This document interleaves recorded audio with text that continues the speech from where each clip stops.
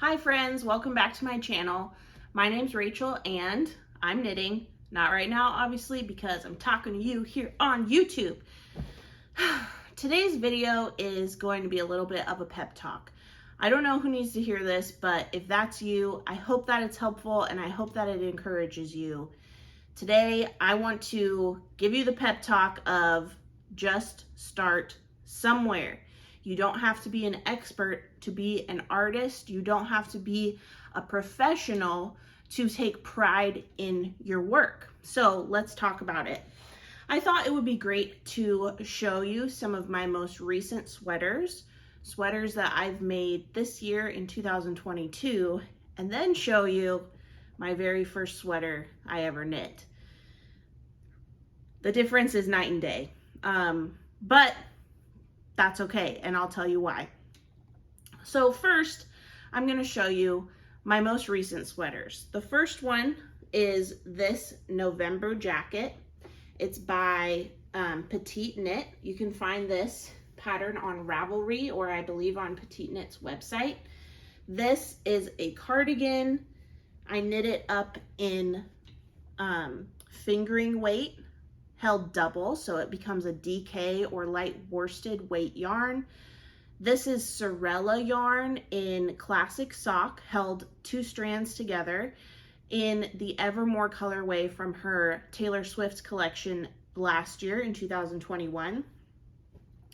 This is a sweater that uses a technique called brioche or brioche knitting. And I had no idea this was a technique that existed when I first started knitting. It was totally off my radar, not just because I wasn't very knowledgeable about knitting in the first place, but because who the heck just knows stuff for no reason? Not me. So this is a technique I never would have imagined doing.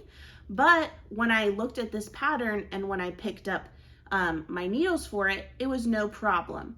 My skill set had given me the tools I needed to be successful doing a technique that I hadn't really done before at the time I picked up this pattern. The next sweater I'll show you, this is also knit up in Sorella yarn classic sock, held double. Classic sock is Sorella's fingering base, so holding it double again makes a DK or light worsted weight. This is the Seleste by Sari on Instagram. I got her pattern on Ravelry, and I'll show you, this is a yoke sweater, and you can see there's lace details, there's bobbles, there's eyelets, increases, decreases. It really makes a beautiful pattern. But 2015 Rachel, about to knit her first sweater, would never have imagined something like this was possible. In fact, I'll tell you, I remember in my college dorm, which is where I learned to first crochet, and eventually I picked up knitting after that. But I remember on a different floor in my dorm, this woman named Emilee. She's our Shield Maiden on Instagram now. Emilee would post her pictures of her finished makes, crochet and knit alike, on Facebook, and I remember being so blown away by the things Emilee would make.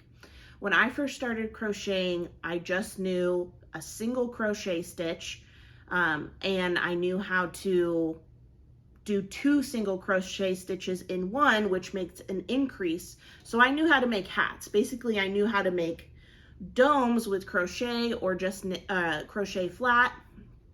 I really didn't know that much. So seeing Emilee's photos of shrugs she would make, sweaters, I think she also had maybe stuffed animals, I'm not sure, but I just remember feeling so blown away and so impressed by these things that she would make, because I would think of following a pattern and it would be overwhelming because I didn't understand the lingo. I didn't understand the abbreviations. I was so impressed that someone could take a hook or 2 needles and string and make it into something wearable. I never thought I would be able to make garments. So obviously I was very wrong. So the next sweater I'll show you is a sweater that's currently in progress. This is my Seaglass sweater, which is designed by Woolen Pine Designs, and I'm knitting it up in all colorways but one from Long Dog Yarn's Princess Bride collection from earlier this year in 2022. This is stranded color work, knitting 1x1 color work. And I never even thought this was possible. This is another technique. First brioche, then lace, now color work. These are techniques that were, in my mind, off limits. Not because there was anything wrong with them or anything bad about them, but off limits in the sense that I thought I will never be able to do those things. But here I am with a wardrobe of sweaters showcasing that actually, yes, I am doing these things and I'm doing them well. The next sweater I'm going to show you is the one I'm wearing. This is probably my favorite sweater pattern out there. I've made it so many times and I'm not done yet. I'm going to make more of them. This is the Throwback Sweater by Andrea Renee Knits. And what is interesting about this sweater, there's a lot of techniques that are going on. There's color work, as you can see, but what's really special about this particular sweater is when I knit it, I did not knit it like a cardigan. I knit it in a circular way, so it was one piece, essentially a pullover. There was not this opening. And then I did a series of reinforcements, which is a topic for another day. But then I took some scissors and snip, snip, I cut this open to be a cardigan. So again, another technique that's terrifying, but I did it. And I made a sweater that I can wear.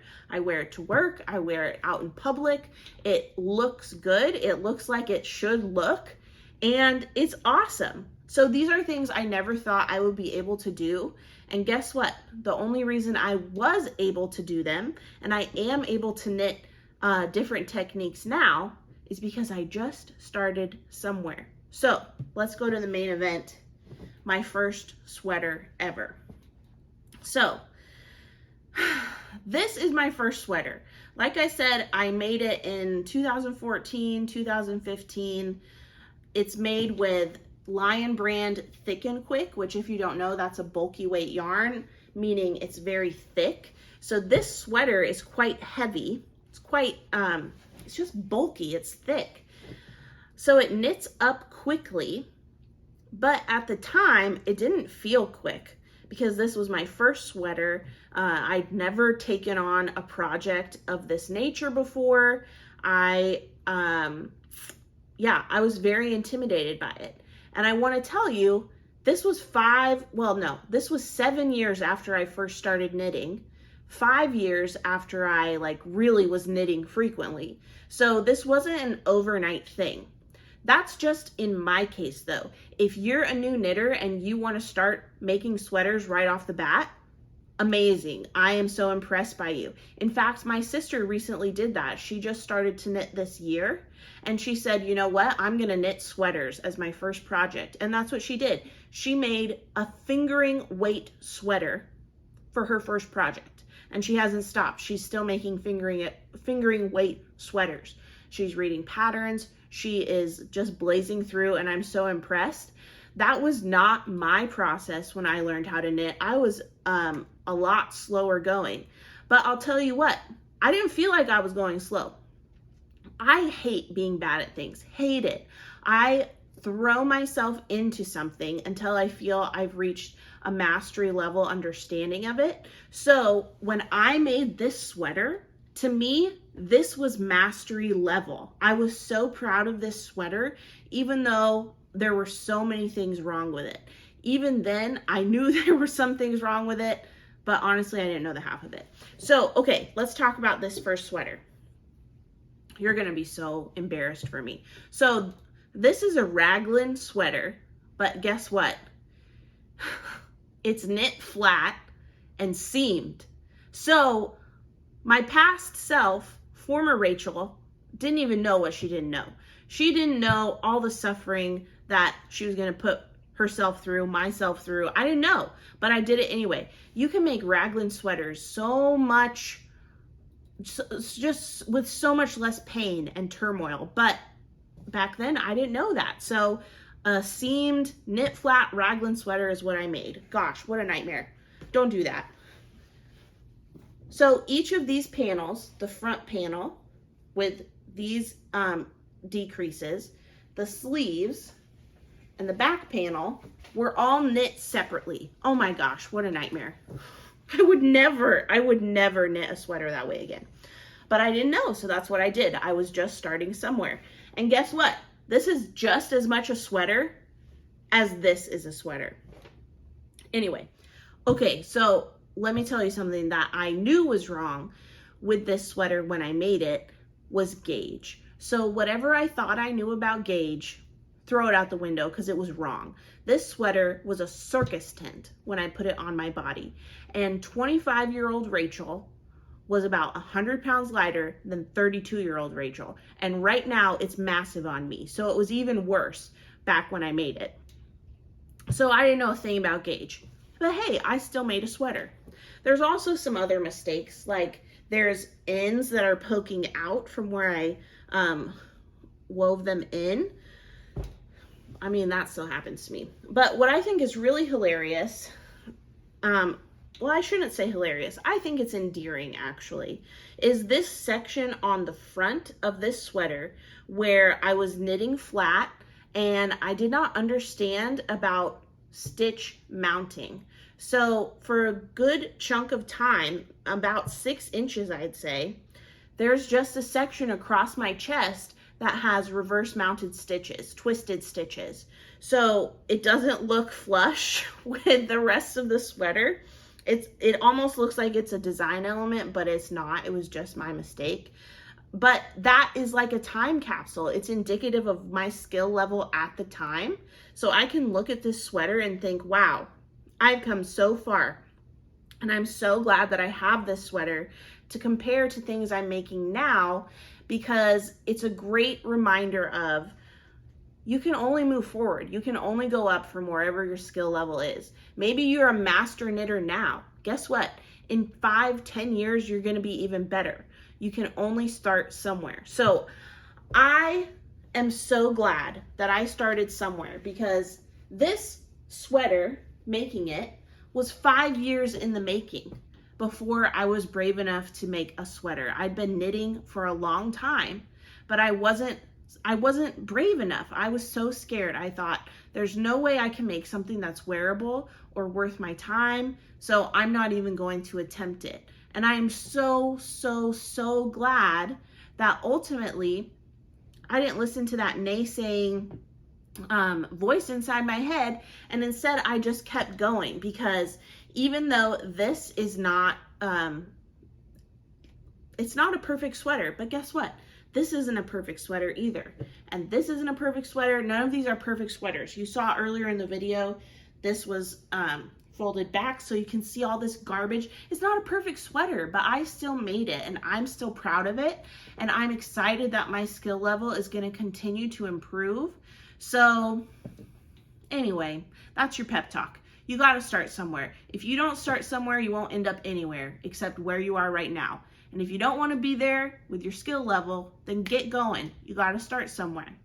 So let me know what you're going to start. I can't wait to see your projects. Please share them with me. I love seeing them. Don't forget to like this video and subscribe to my channel. And apparently there's a notification bell you can click, and that'll let you know when I post. And yeah. Hey, how about this? Why don't you let me know what you were really scared to try and then you ended up making and you're so proud of it? I would love to know what your Everest was. For me, it was sweaters, and now I have a whole wardrobe of them. Maybe for you, it was hats, stuffed animals, blankets, whatever. Let me know. I would love to hear. Bye.